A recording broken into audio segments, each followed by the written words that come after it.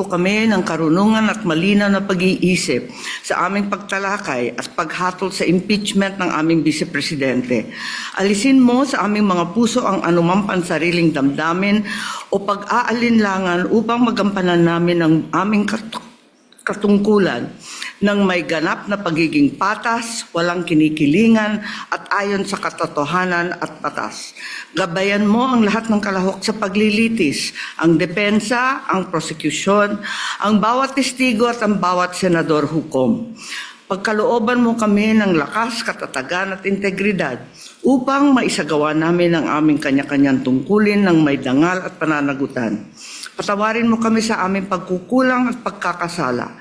Patuloy mo kaming akayin sa landas ng katarungan at kabutihan para sa aming bayan. Magpadala po kayo ng maraming anghel ng katotohanan at ilayo sa amin ang pagpapakalat ng kasinungalingan. Ito ang aming dalangin sa ngalan ni Jesus. Amen.